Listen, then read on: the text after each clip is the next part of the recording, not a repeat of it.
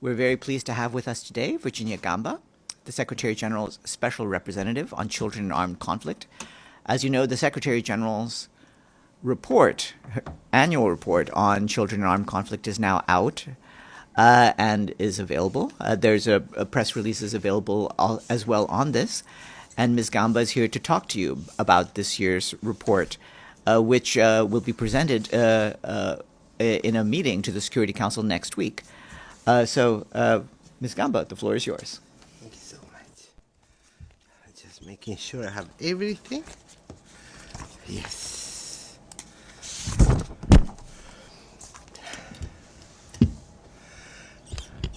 And this is. Thank you very much for being here, and I know there are competing interests always in the UN, as it should be, because we are a global organization dealing with all kinds of crises everywhere in the world. But as you said, yesterday, 7 o'clock at night, we published the annual report of the Secretary General for Children in Armed Conflict covering the year 2024. I'm going to read a brief statement, and then after that we can have questions, if you don't mind. I have time. At least until I think it's 11:30, right? Mm-hmm. Yeah. So we have time. So good morning. Last time I saw you a year ago, I announced that 2023 was the worst year for children affected by armed conflict since we started monitoring and verifying grave violations against children. Now I'm in front of you a year later, and I am telling you that 2024 was even worse. In 2024, we saw a 25% increase in grave violations against children. This is the third consecutive year with such alarming figures. From 32,990 verified grave violations in 2023 to 41,370 verified incidents in 2024. This is now the highest number of grave violations against children in armed conflict since the inception of the Children in Armed Conflict mandate almost 30 years ago. The numbers cover the 25 country situations and one regional monitoring arrangement, which are included in the Children and Armed Conflict report. These violations include recruitment and use of children, killing and maiming, rape, and other forms of sexual violence, abductions, as well as attacks on schools and hospitals, and the denial of humanitarian access to children, which are the 6 grave violations against children in armed conflict as designated by the United Nations Security Council. I want to emphasize that the findings of the report were documented amid extraordinary adversity and insecurity. The year 2024 also saw a devastating record of attacks on humanitarian personnel and United Nations staff, with more personnel killed this year than ever before. Wars and armed conflict inflicted excruciating levels of violence on children. As conflicts rage across the globe, children around the world are being killed, maimed, starved, or raped. It is as if parties to war and conflict, and we, the international community, choose to settle our disputes through military means at an enormous cost for our children, rather than choosing to negotiate peace for the benefit of all our children. Indiscriminate attacks, disregard for ceasefires and peace efforts, and deepening humanitarian crisis, with a blatant disregard for international law and the rights and special protections of children by all parties to conflict, have scarred our children for life. Behind the numbers of this year's report are the shattered stories, dreams, and futures of 22,495 children, each of them profoundly affected by war, displacement, and the collapse of protection systems that should have served as their shield. This horrifying number includes 11,967 children killed or maimed as the most prevalent of all violations of 2024. Most often, these have happened because of explosive ordnance, crossfire, and anti-personnel landmines. The use of explosive weapons in populated areas, as well as deliberate and indiscriminate attacks against civilians and civilian objects, had a grim impact. Almost half of all grave violations were committed by non-state armed groups. However, governmental forces remain the principal perpetrators of killing and maiming of children, attacks on schools and hospitals, and the denial of humanitarian access.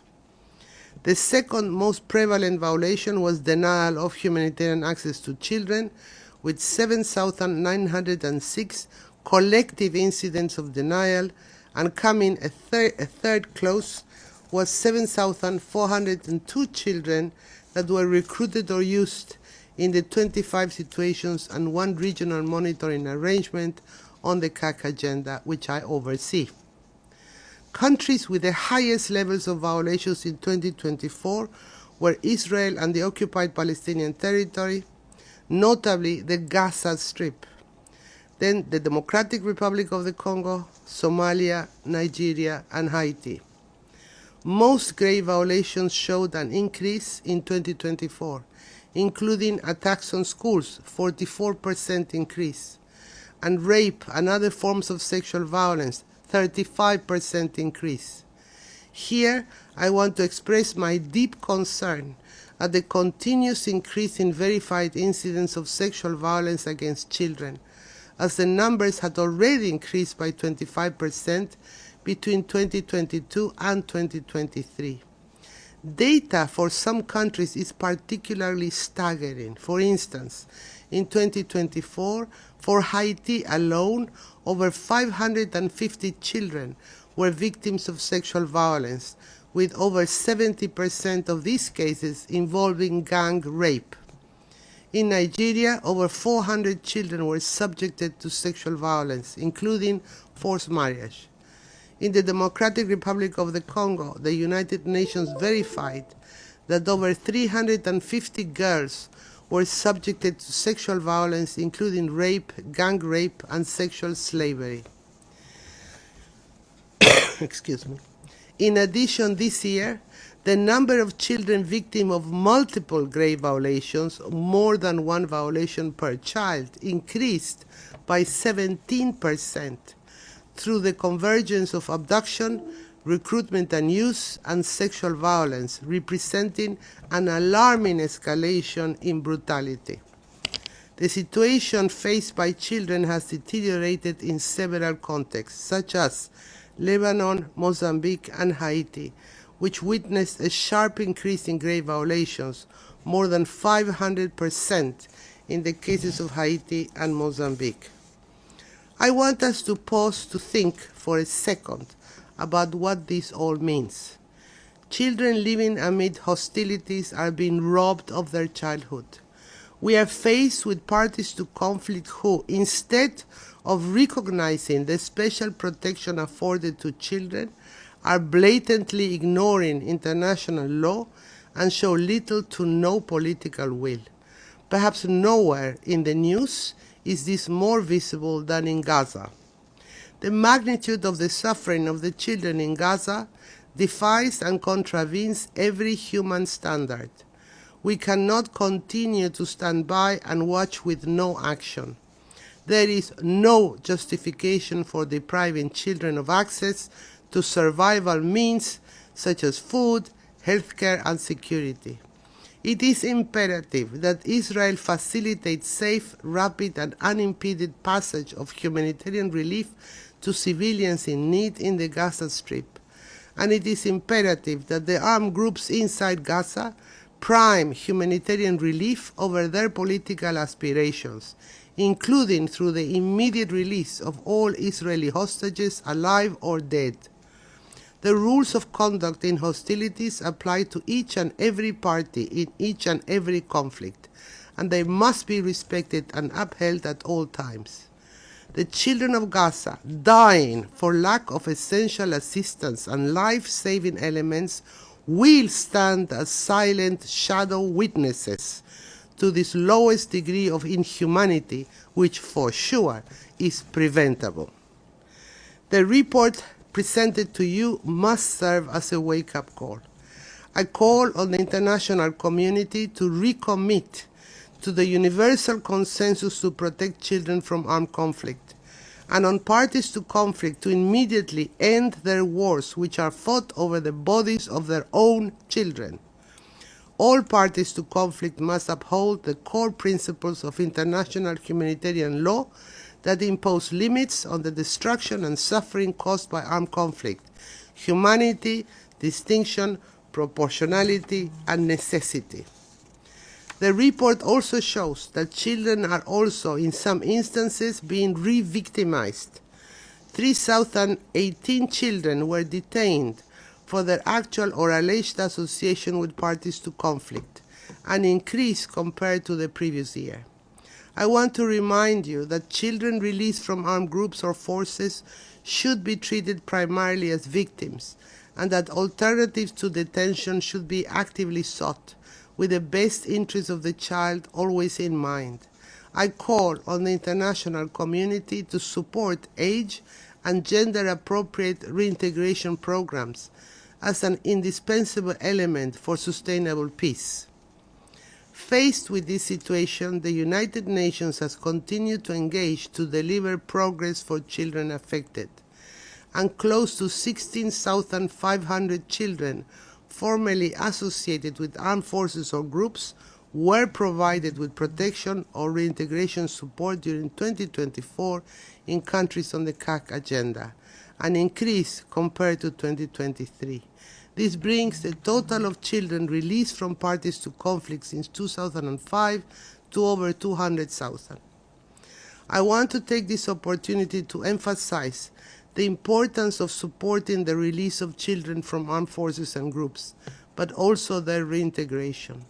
Releasing children is just the first step, and many steps must follow if we want these children to be given a real chance, a real future. We need to provide sustainable and predictable support to reintegration programs, not only for former child soldiers, but also for children released from detention and for children screened out of recruitment processes. Appropriate services and programs, including psychosocial support, healthcare, education, and livelihood opportunities, are instrumental to successful peace-building efforts. CAC engagement also bore more fruit for children, and some 40 commitments were taken by parties to conflict, including handover protocols, capacity-building initiatives, unilateral commitments, and bilateral dialogues, as well as the signature of action plans, such as the one with the opposition Syrian National Army that I signed in June 2024. Despite such progress, children have continued to suffer the consequences of man-made conflict in 2024. But this is not a time to give up. We need to redouble efforts and ensure that we have the resources and support to continue to monitor and report grave violations, provide capacity building, pursue accountability, and prevent all grave violations against children. As United Nations peace operations transitions, reconfigure, or withdraw, we must ensure that child protection frameworks are preserved and transferred in accordance with Security Council Resolution 2764. The monitoring and reporting mechanism requires reinforcement and support through predictable, flexible, and multi-year funding. Child protection must be mainstreamed across all mandates and processes, from early warning and mediation to transitional justice, security sector reform, and disarmament, demobilization, and reintegration.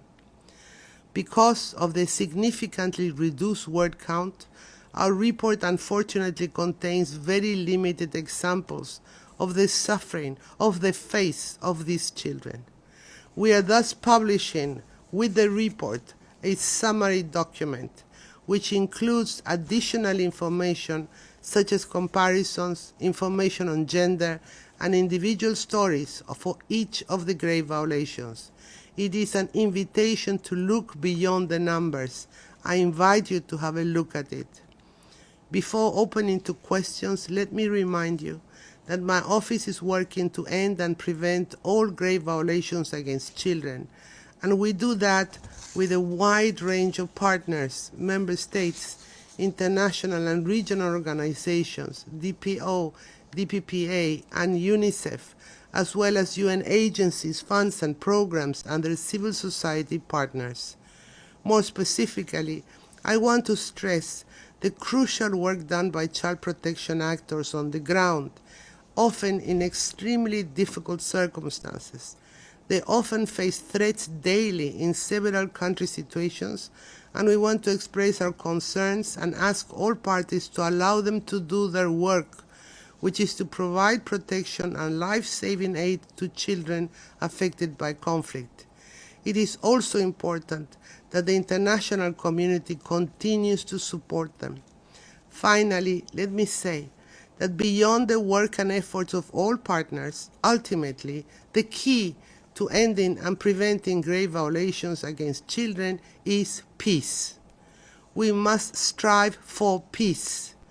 We must compromise and seek peace. We must do this to assist and help our children now. I am ready to take questions, but before I do, I really need to show you a short video about my campaign that the office has launched called Prove It Matters.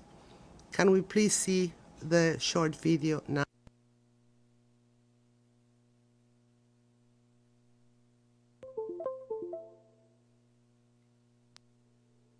In 1989, you talked about protecting my rights. You said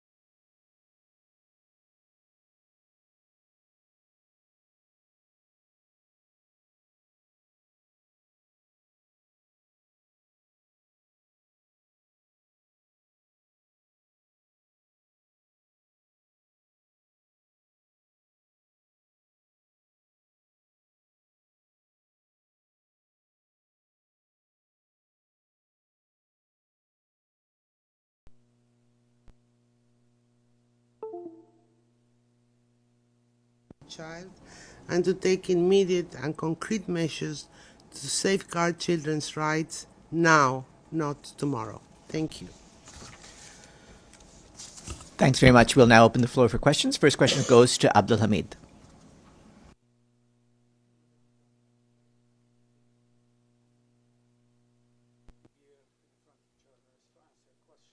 This important report. I have few questions, and I hope you will have the patience to answer me, and you always do. My first question is on 21st of May, you issued a statement, strong statement, condemning the killing of 2 Israeli diplomats in Washington. They are diplomats working for Israel. It was connected to anti-Semitism, which is I don't know how, because they were not targeted because they were Jews, but because they were working for Israeli government. I'm not condoning that. I also condemn any killing. The SG issued a strong statement, and then Mauritinos, who's in charge of this file of anti-Semitism and Islamophobia, also issued a strong statement. But then you issued a statement under the banner in your capacity as an interim advisor on the Convention of the Prevention of Genocide. I'm sorry. Should I repeat? Okay. So, forgot that. I'll continue. A few days later, on 23rd, you issued a statement on the children in Gaza. It was mild, and you said, okay, that the military the prolonged military conflict had prevented humanitarian aid to enter Gaza and to be distributed, which created a humanitarian disaster, especially for children and babies. But the word condemn is not there. In your statement on the 2 killed, it was strong. You used the word condemn. You even used the 2 names who were killed. On Gaza, you issued the statement in your capacity as the representative of children in armed conflict. And the other one was in your capacity as advisor on the prevention of the crime of genocide. So I thought that is not in your mandate, but it's Mauritania's mandate and the SG. Why? How can you explain that? And can I continue with the question so you answer me one time? Why don't we go through, have her answer this first, and then you can answer. Okay. So. Thank you very much, and I take the opportunity to say that as of November last year, I have been asked by the Secretary General to be the ad interim special advisor on prevention of genocide, which is a file that includes Islamophobia, anti-Semitism. I'm also the chair of the UN Working Group on Combating Hate. This week was the International Day presented by the government of Morocco for combating hate in all its forms. And I've had over 15 events this week on that issue, as well as one event yesterday in support of another office of the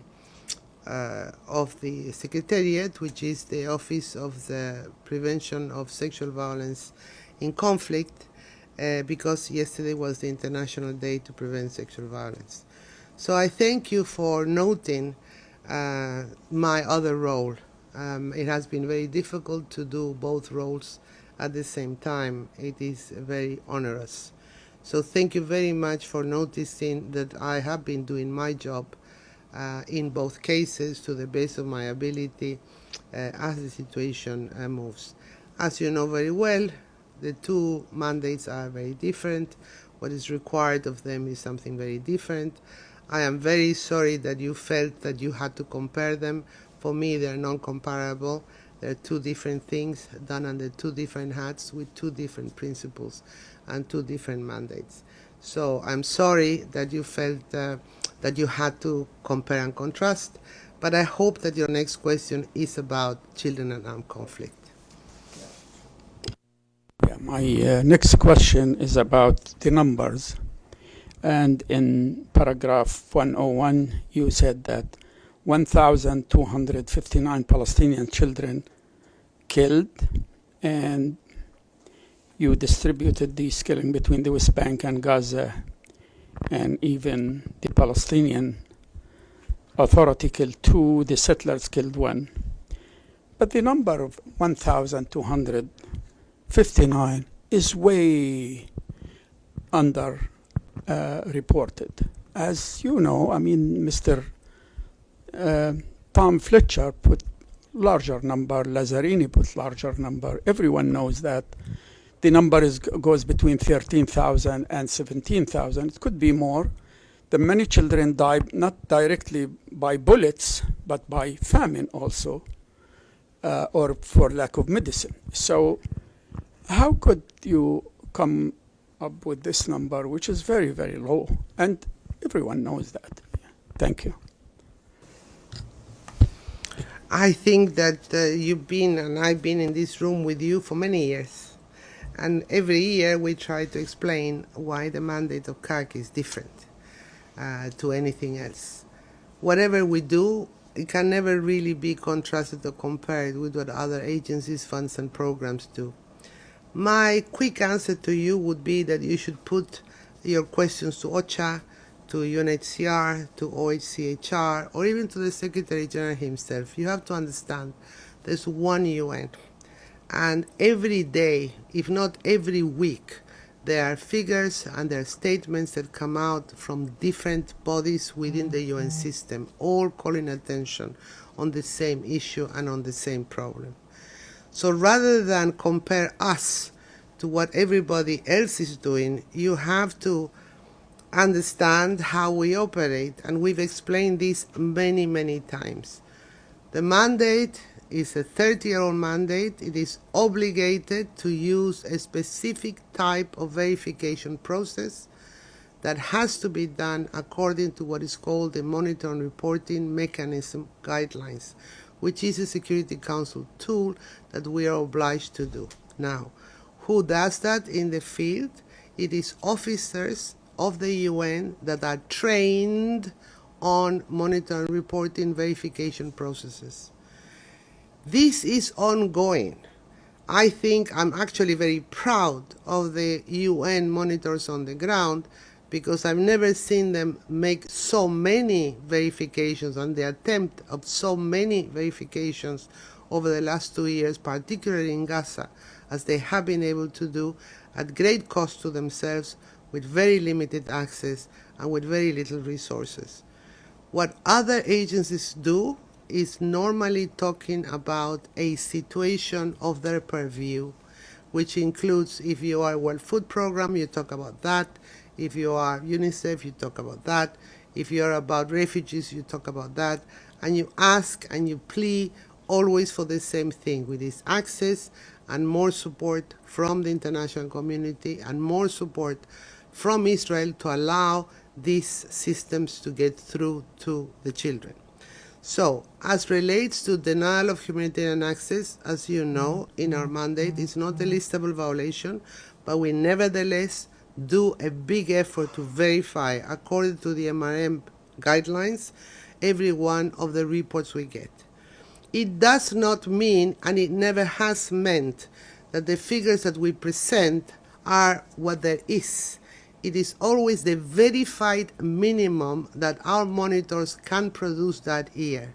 They continue to monitor and verify every year. That's why the report also says, if you look at it, that there's more than 1,000 late verifications that were conducted last year, aside from the verifications that actually occurred in 2024. I have no doubt that with time, we will be able to catch up and be able to attest and verify that every one of these violations was committed, and we will be able to identify every perpetrator of these violations.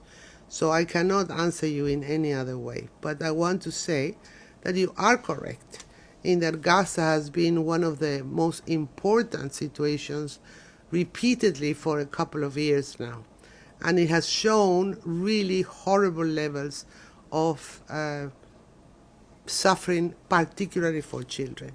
In the figures of this year, the 41,179 violations worldwide, Gaza alone is about 20% of that figure. Thank you.